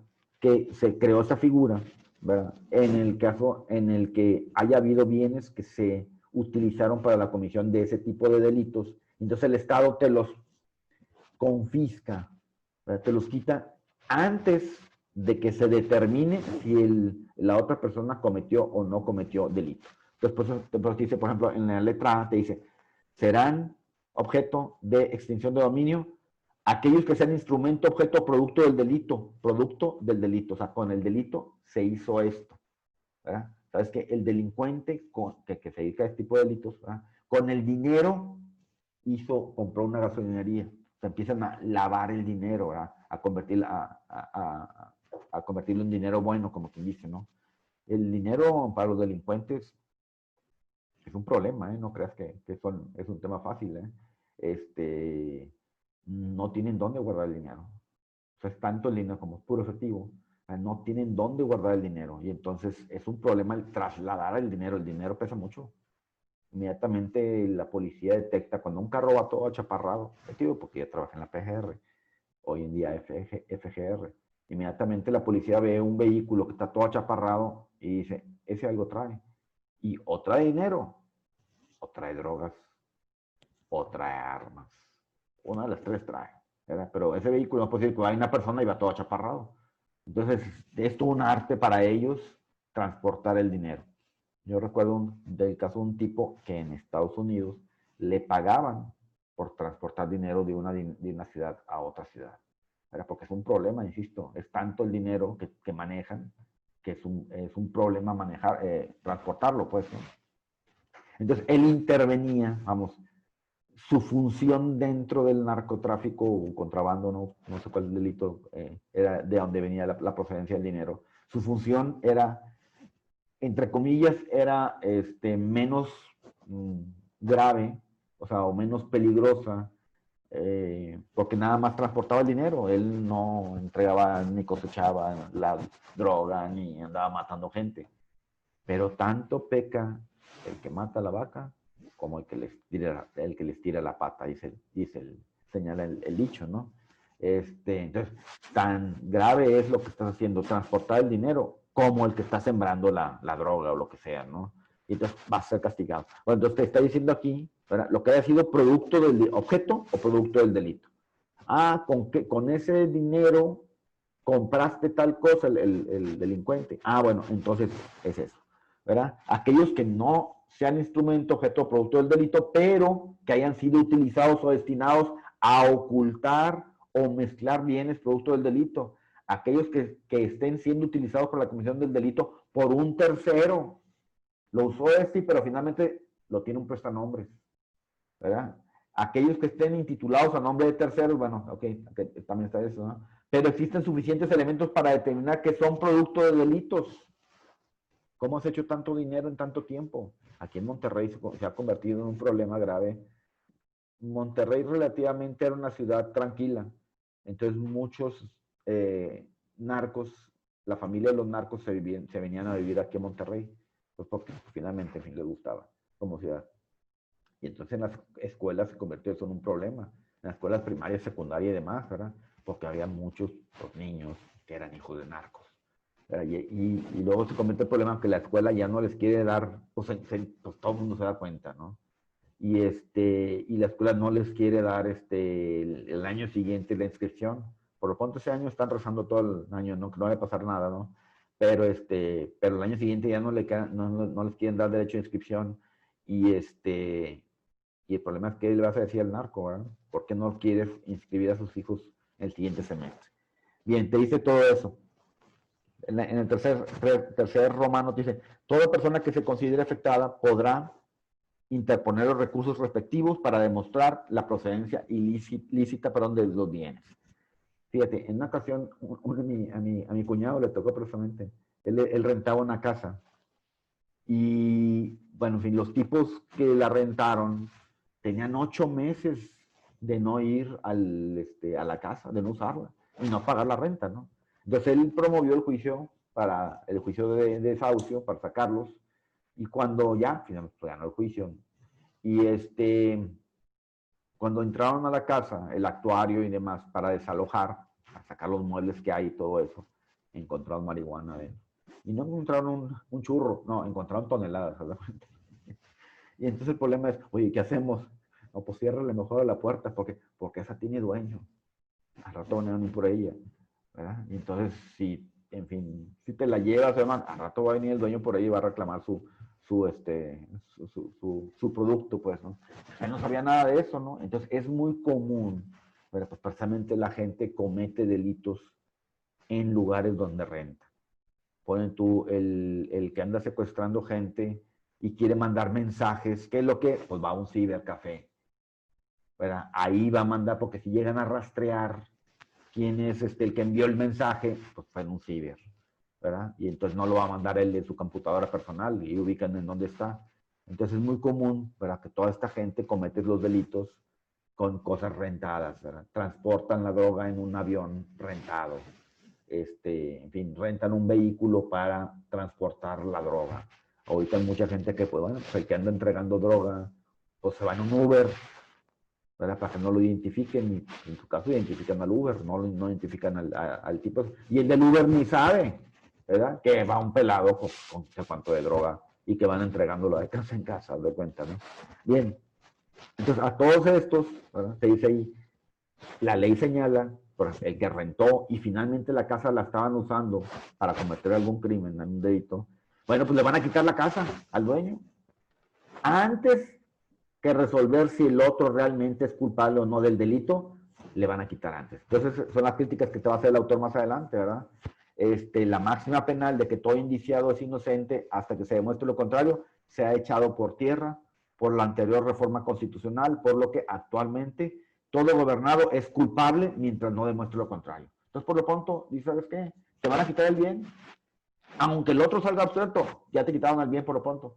Entonces, oye, pues rompes con esa máxima, espérate, perdido a que el otro demuestre que efectivamente es culpable. ¿En qué momento, a ver, Carla, en qué momento deja de existir la presunción de inocencia? ¿En qué momento ya no se presume que eres inocente? ¿En qué momento ya no se presume que eres inocente? Deja En este caso de la extinción de dominio, o en general, en general. pues, o sea, por cómo debería de estar o como se ¿En qué ejerce, momento? más que nada. Ya sabemos, se presume que todo el mundo es inocente hasta que se demuestre lo contrario. Bien. Ujú. ¿Cuándo tiene lugar eso? Pues para demostrar que alguien no es. Para demostrar que alguien no es inocente, pues es en ¿Cuándo el juicio, Así es. ¿Pero en qué momento del juicio? en la sentencia. En la sentencia, pero acuérdate, va a ser una sentencia ejecutorial. ¿Ok? Entonces la sentencia de primera instancia dice que fulanito, que se cometió un delito, pero la sentencia penal dice dos cosas. Primero, que se cometió un delito, y dos, que fulanito es el responsable de la comisión de ese delito. Entonces, es en el análisis de dos cosas en la sentencia penal. ¿Ok? Entonces, en la sentencia penal vamos a imaginar que dice, se cometió el delito tal, y fulanito es el responsable del delito. Cuando inicia la detención de alguien, se detiene y se inicia un procedimiento con la sola sospecha de que alguien haya cometido un delito, con que sea probable, con que haya indicios de que fulanito cometió un delito. Entonces, antes se distinguía, ¿verdad?, el indiciado, con que haya un indicio de que tú cometiste un delito, con que sea probable que tú eres el responsable de ese delito. Hoy en día la ley dice para todo imputado, ¿verdad? Pero realmente antes así se manejaba, ¿verdad? No, ¿sabes qué? Cada una de las etapas del juicio penal iba cambiando el nombre del imputado hoy en día, ¿no? Entonces era el indiciado, era el procesado, era el acusado, cuando el Ministerio Público formulaba sus conclusiones, ya en ese momento ya estabas acusado, ¿ok? Era el acusado, y finalmente era el sentenciado, y en su caso condenado, ¿ok? Bien, pero ya lo condenaron en la sentencia de primera instancia, apeló, bueno, entonces todavía se sigue presumiendo que es inocente. Dictaron sentencia de segunda instancia, se fue al amparo directo, se sigue presumiendo que es inocente. Perdió el amparo directo, ¿ok? Ya no se presume. Él ya es seguro conforme a la ley, esa es la verdad legal, ¿ok? Ya no hay manera de modificar esa sentencia, entonces conforme a la ley es seguro que él ya cometió ese delito. Oye, pero realmente no fue, ya es seguro, ¿ok? Hay una figura que se llama el incidente declaración de inocencia. Y el clásico caso es cuando a alguien lo sentenciaron porque supuestamente dio muerte a otra persona, privó de la vida a otro. Entonces lo sentenciaron porque cometió el delito de homicidio. Y el clásico, aparece el muerto, vivo. ¿Verdad? Oye, espérate, mira, ya anda el muerto, ¿verdad? Entonces yo estoy en la cárcel por un delito que no cometí, ahí está el muerto, está vivo. Entonces tiene que iniciar ese incidente, ¿verdad? Pero ya no tiene la presunción de inocencia. Okay. Ya es seguro para la ley que él sí mandó dar muerte o mató a fulanito de tal. Y entonces va a iniciar ese juicio, ¿verdad?, donde va a tratar de demostrar que hay nuevos elementos que no fueron tomados en consideración cuando a él lo condenaron. Está vivo, muerto, ¿verdad? Y entonces, pero ya no hay presunción de inocencia. Ya es seguro que él cometió, porque hay una sentencia que hoy por hoy no ha sido modificada, y entonces, hoy por hoy eres el responsable del homicidio de fulanito de tal. Pues si está vivo. Hoy por hoy hay una sentencia que no ha sido destruida y cumple todos sus efectos. Y entonces es muy común, pues, ¿no? Te dice ahí, la acción persecutoria, te dice más adelante, Realmente lo que se persigue es la cosa y no tanto la persona. Si se cree que con el bien se cometió un delito, se lo van a, vamos a decir, por lo tanto le quitan la propiedad a quien era dueño, ¿ok? Te dice ahí más adelante, no se requerirá ejecutoria antes de la privación del bien, dice, haya demostrado la responsabilidad penal, lo que te decía, ¿verdad? Sabes que no es necesario que haya sentencia en la que se demuestre la responsabilidad penal de la comisión del supuesto delito para que se lo quiten al otro. ¿Ok? Entonces, por lo pronto, el dueño de un terreno o el dueño de una casa que la va a rentar, pues no sabe para qué la van a usar. Pues si ahí cometen alguno de estos delitos, le van a quitar la casa. Y luego que se pelee, que luego él alegue que él no tenía conocimiento de que se estaba dedicando a eso. Lo que va a querer él es que no lo inmiscuyan, porque la policía, como es, ¿verdad? Lo van a meter al aro. Van a decir, no, al contrario. Tú estabas de acuerdo en proporcionar la casa a cambio de una lana que te iban a dar al final del secuestro. O sea, tú estabas de acuerdo en esto. Entonces, lo que anda el pobre dueño de la casa o lo que sea, no, anda rogándole a Dios que no lo vayan a meter en esa bronca, ¿verdad? Porque no hace falta que uno de los delincuentes diga, no, si fulanito sabía, para eso nos prestó la casa y a quién sabe qué. Entonces, lo ideal, para no estar en estos supuestos, ¿verdad? En fin, dice el 5, ¿verdad? Eso pues desmotiva a los inversionistas.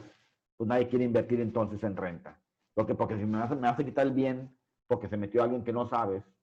Imagínate, eso es, ahí se me fue el nombre de las empresas, es que ahorita le están quitando mucho la chamba a todos los que rentan, que se renta por un día, 2 días, 5 días la casa. Airbnb, no sé cómo se llama. Airbnb.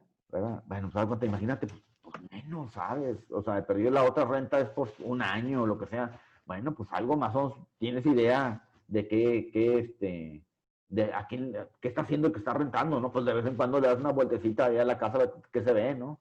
Pero no, el otro no, se lo rentó por 3 días, no sabe qué van a hacer esos 3 días en su terreno, en su casa, y entonces la puede perder. ¿Por qué? Porque un día entró gente pues desconocida.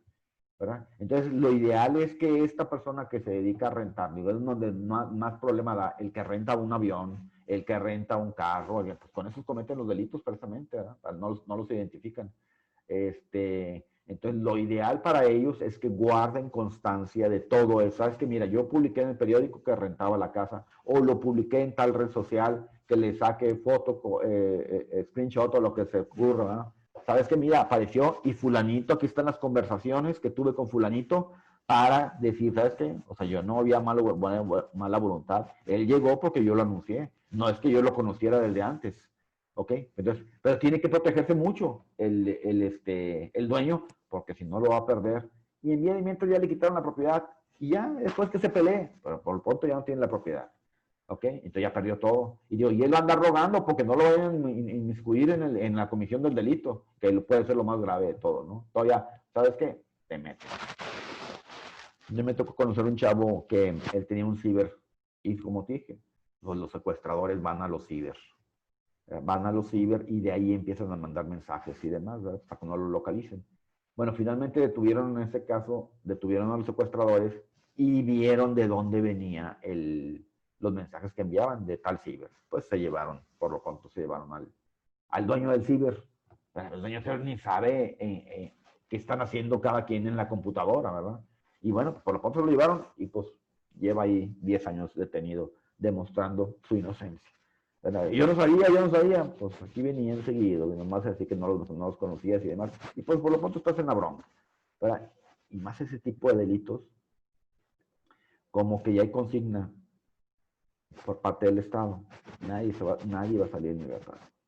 Al que le atoren ese delito ya no va a conocer la calle por un buen rato, no lo van a atorar, ¿verdad? Y todos los jueces le van a inventar un montón y medio de razones, ¿verdad? Para por lo pronto que siga detenido, que siga detenido, que siga detenido y que siga detenido. Entonces, van a ser pocos los que la van a librar por ese tipo de delitos, ¿verdad? Porque hay consignas, narcotráfico, secuestro, evasión fiscal, ¿verdad? ¿Sabes qué?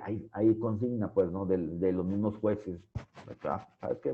Esta persona la van a condenar para cada punto, ¿no? Y va a ser patalear, va a patalear, va a patalear y pues lo más seguro es que va a terminar condenado. Y entonces ahora sí que pues son casos de mucha gente que no tiene nada que ver en la comisión de esos delitos. Bien, Por otra parte, en el número 6 te dice, se desnaturaliza el principio del derecho de la buena fe, la que antes de la reforma era constitucional presunta, ahora deberá probarse por parte del propietario, ¿verdad? Entonces, ¿sabes qué? Si bien es cierto que antes había un principio de buena fe por parte del propietario, ahora no. Ahora él tiene que demostrar la buena fe, que él actuó de buena fe. Entonces digo, pues tiene que hacerse de pruebas en cada uno de los casos en que esté él rentando, ¿ok? Porque si no, pues se va a quedar, pues. En la 336 te dice el autor, ¿verdad? Finalmente, que esto es para evitar que se lave el dinero y demás, pues sí, pero es totalmente, empieza el problema, ¿verdad? Viene en la Constitución. ¿Puede un artículo de la Constitución ser inconstitucional? Y el problema que tenemos es precisamente eso, ¿no? Que, bueno, en principio, un artículo de la Constitución no puede ser inconstitucional. O sea, es absurdo, ¿no? Porque ya viene en la Constitución. Puede ser inconstitucional si fue creado el artículo de una manera inconstitucional. O sea, incluyeron algo y no respetaron, no sé, el número de votos que se requería de diputados, de senadores, si el procedimiento. Pero de ahí por fuera, si viene en la Constitución, es constitucional. Pero, lo que les dije en algún momento, antes, o sea, justo era que te aplicaran la ley. Eso era justicia. ¿Ok? La justicia era que te aplicaran la ley. Pero hoy en día, no solamente es la ley, puede ser que sea violatorio de tratados internacionales, puede ser que sea violatorio de derechos humanos. Y entonces la interpretación que se va dando hoy en día del derecho es muy distinta a la que existía antes del 2003. ¿Ok?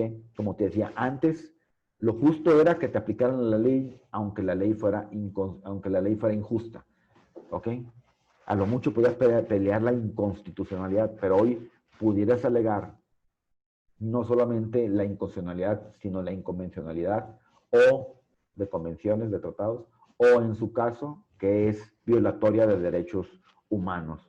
Y entonces, ahora sí lo que va a hacer un juez, es como un juez del sistema anglosajón, va a impartir justicia realmente, ¿ok? A la luz de los derechos humanos. Entonces puede ser que haya una ley que en principio, pues está en la ley, ¿verdad? Es legal, puede ser inconstitucional o puede ser violatorio de derechos humanos. Puede haber contratos que son violatorios de derechos humanos, que son muy abusivos, ¿ok? Y entonces son violatorios de derechos humanos y lo que debe proceder es la anulación de esas cláusulas o de esa norma jurídica. Y bueno, si ya el juez determinó que una norma es violatoria de derechos humanos, entonces ya no hay norma. ¿Qué va a hacer el juez, Rodrigo? ¿Qué haría un juez si ya no hay norma porque se declara que la norma es violatoria de derechos humanos? ¿Qué haría el juez? Con el caso concreto, ¿no? Tal vez tendría que buscar una jurisprudencia para saber qué hacer. ¿Y qué más o menos qué crees que va a decir la jurisprudencia? Es que no sé, o sea, nunca me había planteado esa cuestión hipotética de qué pasaría si fuera ya violatorio de derechos. Simplemente, el juez dice que la norma es violatoria de derechos humanos. La norma no existe.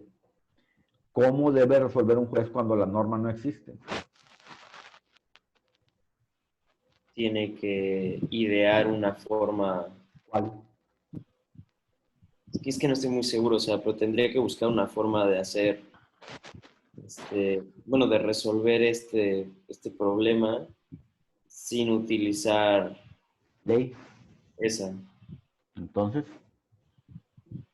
No sé, tendría que crear su a ver, propia. Paola, dinos, ¿cómo resuelve un juez si no tiene una ley? Mm, o ¿Qué sea, hace un juez? no sé, como que tendría que aplicar otra norma. ¿Cuál? No hay norma.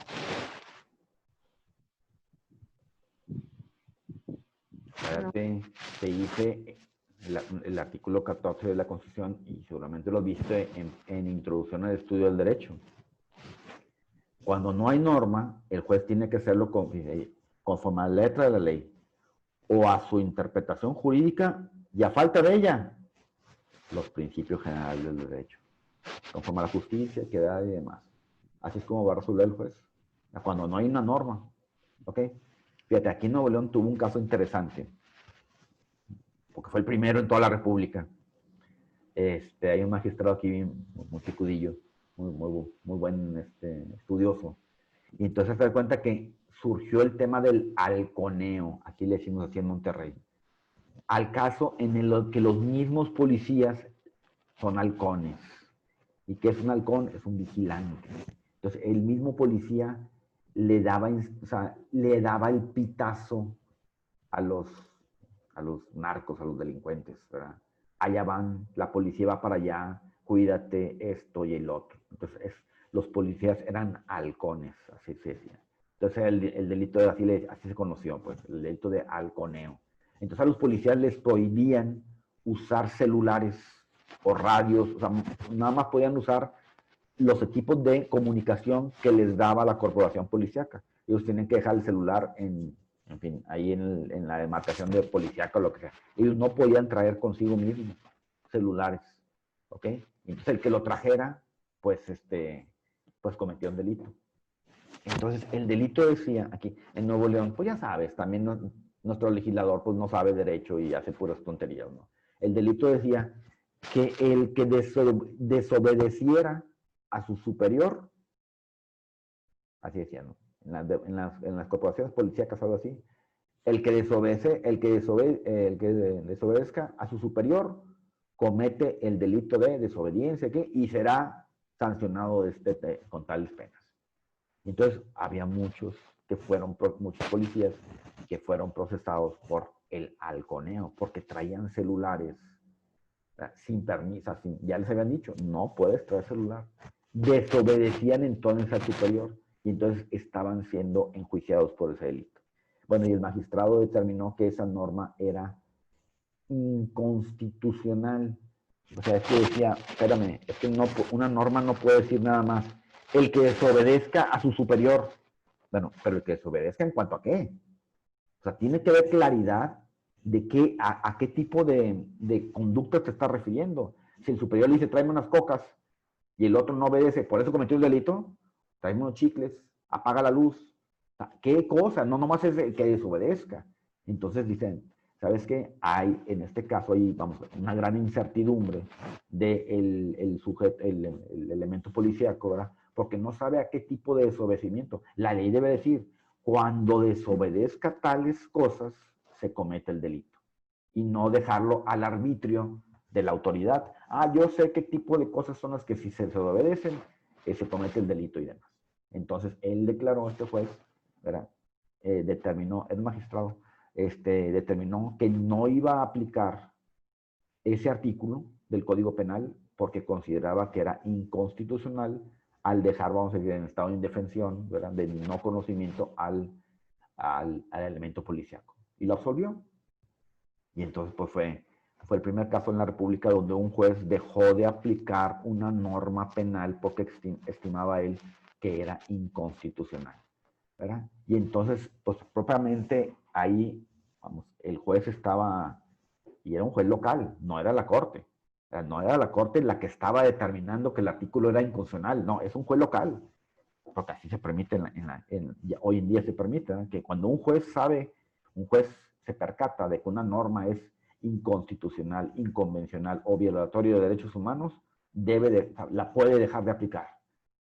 Entonces lo interesante del caso era eso, que era un juez local, no era un colegiado, no era la corte, la que estaba determinando que esa norma penal era violatoria de derechos humanos y demás. ¿Okay? Y entonces, por eso fue interesante a nivel nacional ese caso. Bien, vamos a la página 388 y te dice capítulo 6, defensa ordinaria de la propiedad. Les digo, ya les dije de la clase pasada, por ahí va a venir más adelante el tema de la servidumbre, lo vamos a brincar para poder avanzar, para poder alcanzar más temas más adelante, Ok, entonces cuando veamos, ya le expliqué en la clase pasada algo de servidumbre. Y aquí estoy viendo lo que viene en la capítulo 3, página 527 en mi libro. Ok, y entonces ese capítulo lo vamos a brincar. La clase pasada más o menos le expliqué algo de lo que es la servidumbre, pero lo vamos a tener que brincar para poder ver algo de derecho sucesorio. Estamos contra el tiempo en este curso, ¿verdad? Tenemos más 20 clases, les decía precisamente, estamos en la mera mitad. Bien, fíjate en el siguiente tema. Son temas que ya vimos, pero te los va a repetir el autor 3 veces. Acción reivindicatoria. ¿Cuál es esa, Carla? La acción reivindicatoria. Ya la vimos en la clase pasada, en alguna clase. ¿Cuál es la acción reivindicatoria?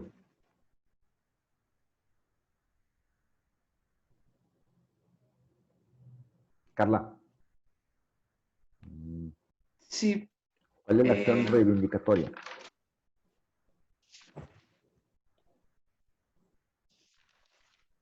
Debes sabértela. es que la tengo, pero, o sea, Bueno, hay 3 acciones. ¿Cuáles son? Muy parecidas a la reivindicatoria.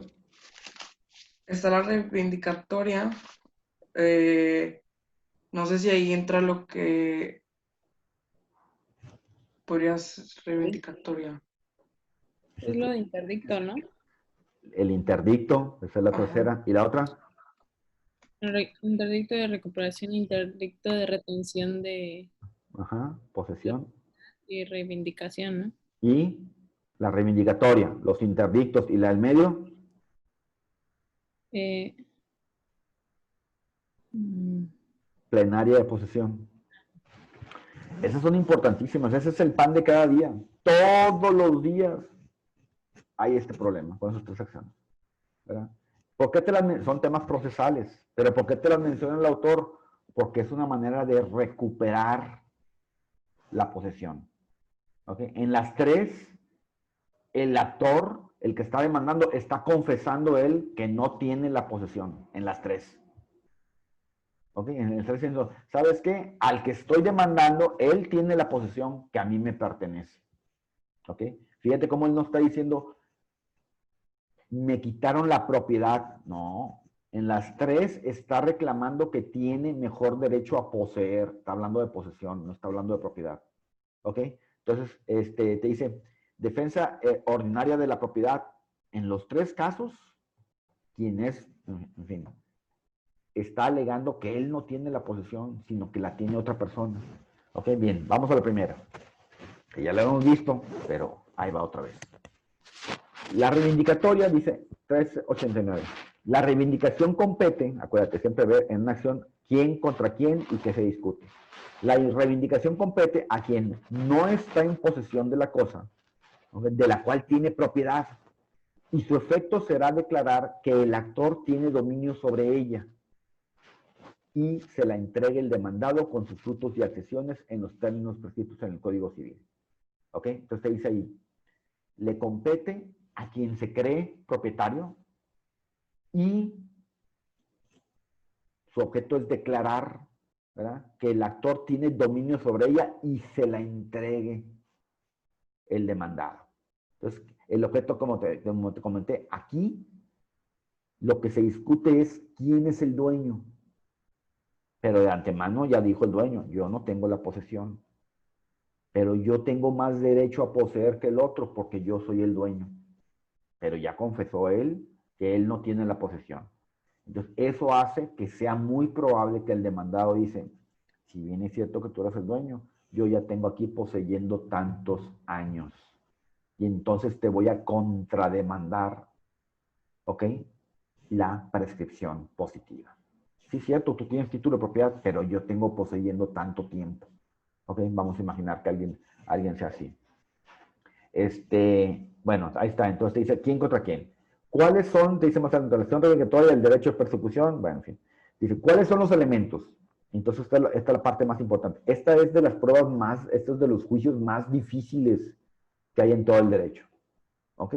Créeme, es de los juicios más difíciles que hay en todo el derecho. ¿Ok? Por los elementos que vamos a ver más adelante. Primero que todo te dice que aquí dice, se necesita uno que el actor, persona que demanda, ¿ok? Acredite ante el Estado, ante el juez, por conducto del juez competente, ser propietario de la cosa que se pretende reivindicar.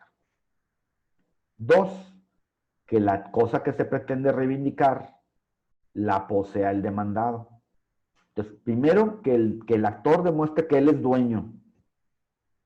Dos, que el demandado posee la cosa de la que yo soy dueño.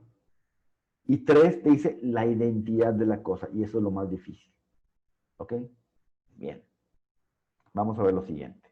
Bueno, pueden ser demandados en reivindicación, aunque no posean la cosa, igual que como vimos en algún interdicto, el poseedor que para evitar efectos de lesión reivindicatoria dejó de poseer, el que, uy, me demandan, hoy pues mejor la dejo de poseer, se la paso a otro.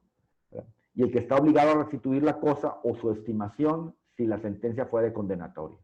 El demandado que paga la estimación de la cosa puede ejercitar a su vez la acción reivindicatoria y te da ahí el autor un ejemplo de Eurobiel, ¿verdad? Donde vende algo que le dejaron para que lo cuidara y finalmente lo vende y cuando llega, lo vende y cuando llega el verdadero dueño, o sea, cuando lo demandan a él se lo pasa a un tercero, te dice ahí por ahí. Bien, fíjate. La acción reivindicatoria, pero en la sentencia tiene doble efecto, te dice, uno, declarativo, acuérdate que hay sentencias declarativas y constitutivas. Sentencias que declaran lo que ya existía. Fulanito es dueño desde el 1950, ¿ok? Y sentencias constitutivas constituyen un nuevo estado de derecho. El divorcio, clásico. Esto no existía, ahora está cambiando. La pérdida de la patria potestad, ¿ok? Es un nuevo derecho, es un nuevo estado que no existía antes. Bien, siguiente te dice condenatorio. Las sentencias condenatorias son las que te obligan a hacer algo. Ok, hay sentencias que a lo mejor no te obligan a hacer algo. Vamos a imaginar, alguien se quiere cambiar, bueno, alguien se quiere cambiar el nombre, a lo mejor si hay algo, si no, vamos a decir, si alguien se quiere cambiar el nombre, el demandado, pues, es algo que es primero que todo voluntario. Si alguien se quiere cambiar el nombre, en principio el demandado no tiene nada que hacer. El que va a cambiar el nombre es el del registro civil. Okay, pero habrá ocasiones, por ejemplo, en las que en un juicio de desahucio, de arrendamiento, obligas al demandado a hacer algo, que se salga. Obligas a que te construyan el edificio que te prometieron hacer, qué sé yo, ¿verdad? Entonces, esas son las sentencias condenatorias. Bien, vamos a ver. Entonces te dijo el autor, son tres elementos. Primero, que el dueño acredite que él es dueño de lo que sea. Dos, que el demandado esté poseyendo lo que él dice que le pertenece. Tres, que sean la misma cosa. Y entonces les decía, eso es uno de los juicios más difíciles que hay, precisamente porque hay que demostrar muchas cosas. Fíjate, primero que todo, vamos a ponerlo aquí. Y traía, bueno, fíjate, la clase, les había puesto, esta es una servidumbre. La clase pasada que veíamos servidumbres. Aquí estaba yo en un juzgado, precisamente, y dije, mira, le tomé foto. Esta es una servidumbre. Fíjate cómo este caminito es nada más para que estos de acá entren. Y todavía aquí la cerró, ¿verdad? Ahí le puso puerta. Dijo, ¿sabes qué? Nadie más, seguramente esta es la misma casa, ¿verdad? Esta última. Y entonces nadie dice, ¿sabes qué? Como yo soy el último, yo cierro aquí la servidumbre. Pero fíjate cómo punto, este otro que está acá, o sea, como dice la ley, está enclavado, ¿no? ¿Sabes qué? Pues tiene su acceso aquí. Pero a le dieron su caminito, nada más para que entren y este. ¿Ok? Porque esto como que aquí se ve claramente, pues que este es otro, ¿verdad? Y seguramente, pues a lo mejor, bueno, quién sabe, a lo mejor, fíjate, ahí porque lo estoy viendo como que esta es una construcción distinta, entonces a lo mejor la servidumbre le sirve también para que este entre aquí, y a este tejabán de acá, ¿verdad? Y pues el primero tiene acceso a la vía pública, ¿no? En fin, no, bueno, en fin, eso es una servidumbre, pues. El problema es quién es el dueño de la servidumbre. Bueno, habría que ver cómo se fincó originalmente, ¿no? Pero pero en principio es algo que pueden usar, en fin, en este caso varias personas, y hubo un contrato de por medio. Va a haber en el contrato, cuando quiera vender su terreno, ahí dice, soy dueño de tal y tengo derecho al paso por aquí. Y también va a decir, su título de propiedad va a decir eso también.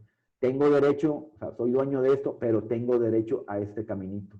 Vamos a imaginar que tenga aquí su entrada por este lado, porque yo no le veo a digo, a menos que si es el mismo terreno, si es la misma construcción, bueno, pero si no, pues por aquí está entrando ¿verdad? Aquí está toda una barda, o sea, tiene su entrada por acá, pero vamos a lo mejor por aquí entra y por acá entran estos dos. Eso es una servidumbre, pues, un camino. Y es todo un tema. Lo quitamos para que no delata. Fíjate, te decía, lo primero que tiene que acreditar el actor es que él es dueño de algo, ¿ok? Y hay veces que su mismo título de propiedad es muy, vamos a decir, es muy ambiguo. No está claro de qué es dueño él. Fíjate por ejemplo, esta es una escritura que se hizo en el 2002.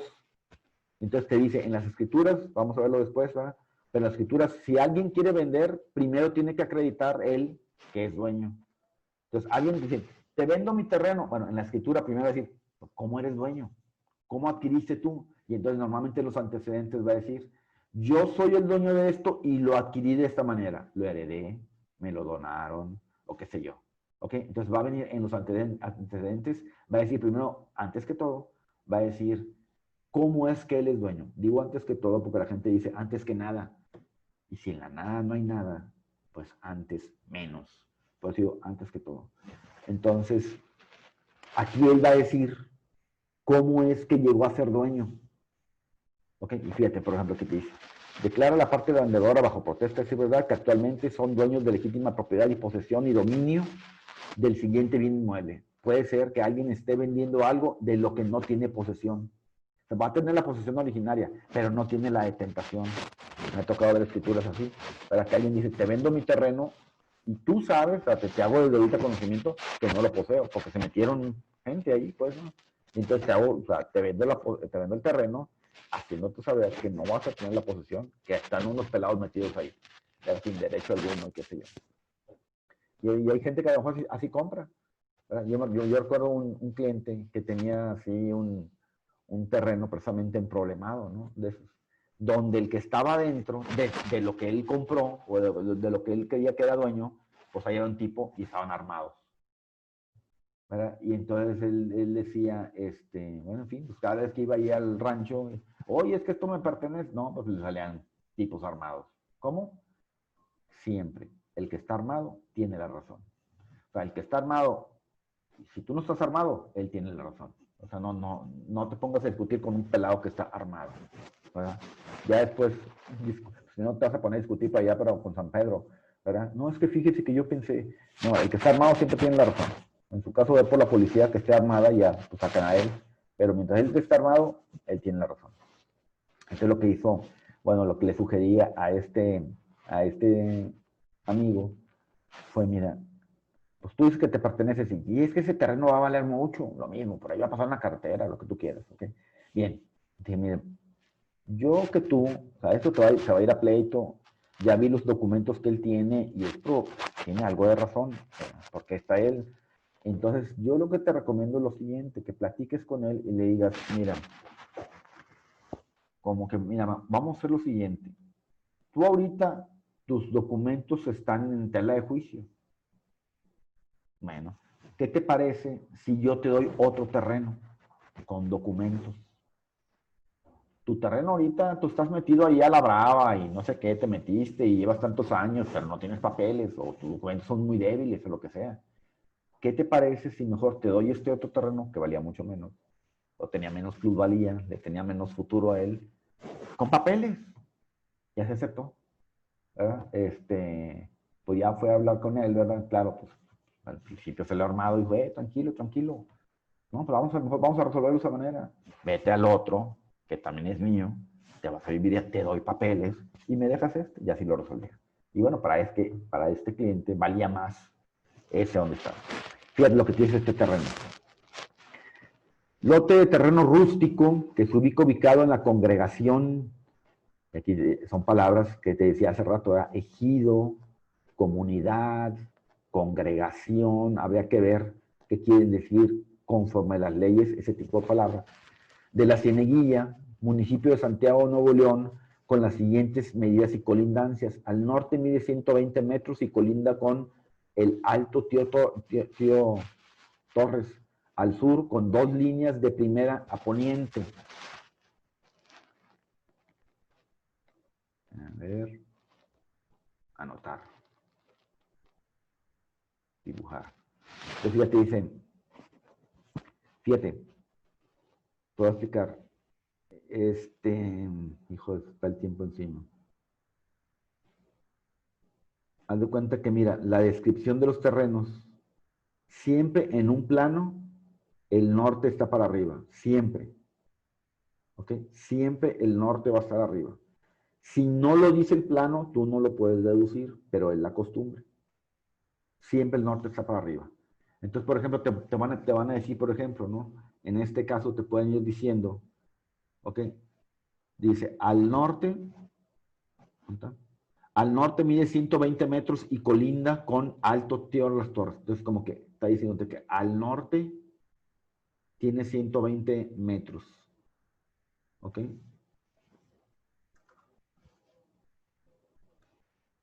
¿Ok? Y luego te dice aquí, al norte.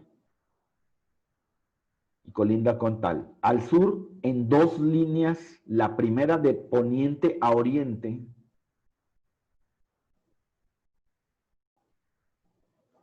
Dice, al sur, la primera de poniente, está el poniente, ¿verdad? Y acá está el este. De poniente a oriente. ¿Será así? De poniente a oriente, te está diciendo. Es al sur, ¿verdad? Acá está el sur. De poniente a oriente. Al sur son 2 líneas. La primera de poniente a oriente de 70 metros. Entonces te está diciendo aquí que esta línea mide 70 metros. Y luego hay otra línea, dice ahí, de poniente a oriente de 70 metros. Y la segunda mide de 50 metros y colinda con el río Las Chivas. Entonces la siguiente pues puede ser así.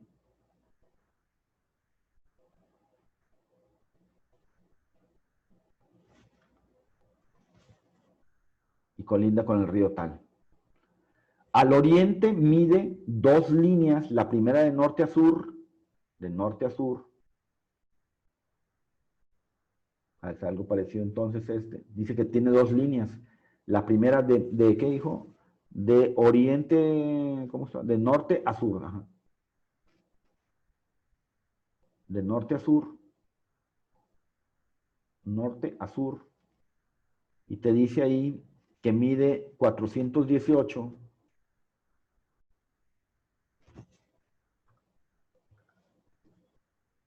Y la segunda, que mide 36 metros y colinda con propiedad de los Treviño. Híjole, no sé cómo estará el dibujo. La segunda mide, que dice que 38 metros, 36 metros, quién sabe cómo estará. Pero bueno, otros 36. Y colinda con los Treviño. Acá en Monterrey no es común el apellido Treviño. González, Villarreal, Garza, 38 metros.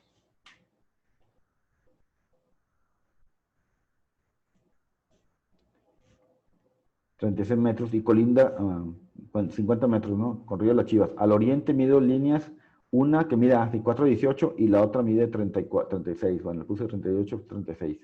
Y colinda con Río. Y al poniente mide en 2 líneas, la primera de norte a sur. De norte a sur. Al poniente mide de norte a sur. Es como esta, ¿no? Mide 354 metros y la segunda mide 158. Y colinda con Arroyo Las Torres. Bueno. Y finalmente mide tanto. Pues vamos a imaginar que ahí ya se cerró esa. Ahora hay que echarle más coco ahí, cómo está eso. Vamos a imaginar que él dice que él es dueño de ese terreno. ¿Ok? Pues puede ser que él esté demandando la acción reivindicatoria contra alguien que posee, que es dueño de este. Entonces, él está intentando, vamos a imaginar que está intentando él la acción reivindicatoria respecto solamente de esta área.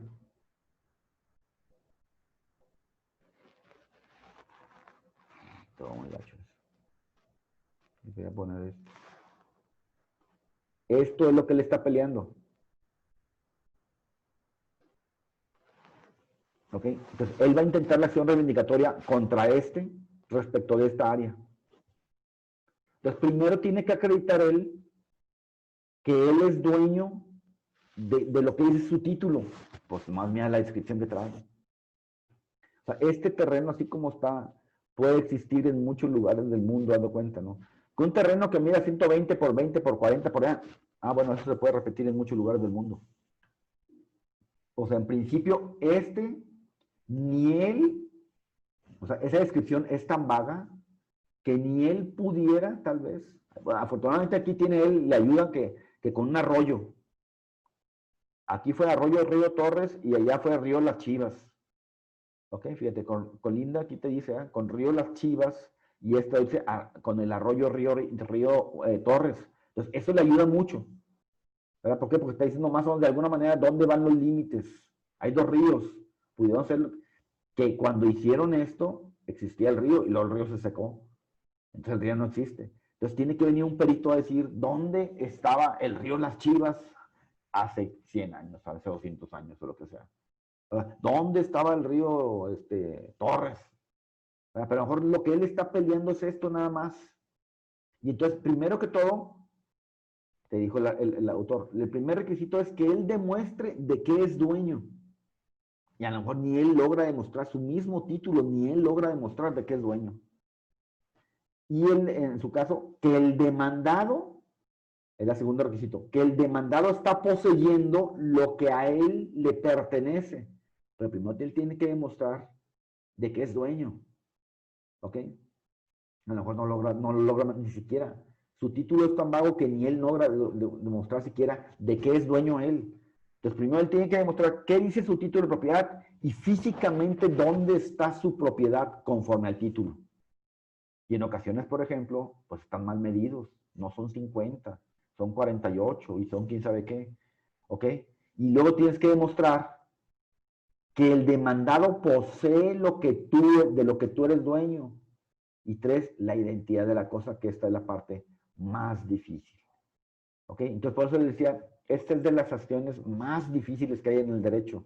¿Por qué? Porque se requieren muchos dictámenes de topografía, ¿verdad? Y entonces, y a lo mejor el título del otro también está bien así, igual como este, ¿no? Posee tanto para un lado, para el otro, y entonces están bien confusos los dos.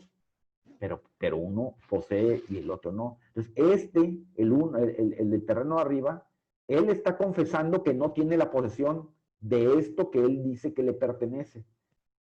¿Ok? Y entonces, él ya está confesando. Entonces, el otro puede decir, oye, ¿sabes qué? Tu título está mal hecho.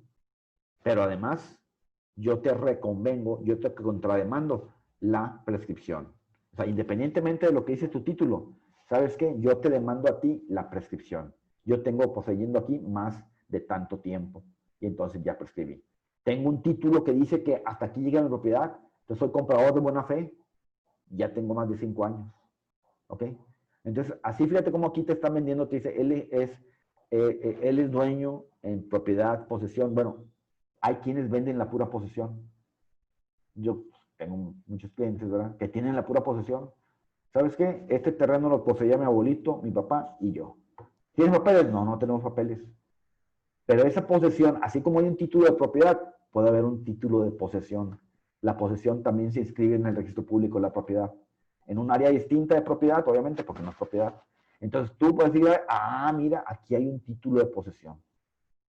¿Valdrá o no valdrá la posesión? Si alguien te dice, no tengo la propiedad, tengo la posesión. O sea, él puede en un momento dado demandar la prescripción.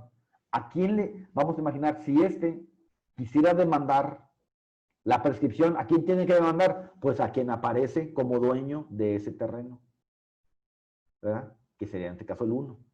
Entonces, si este quiere demandar la prescripción, va a demandar ahí esa área. Bien, vamos a dejarlo hasta ahí y la clase que viene continuamos con esta acción, pues. Gracias. Gracias, profe. Hasta mañana. Bye. Gracias. Luego, profe.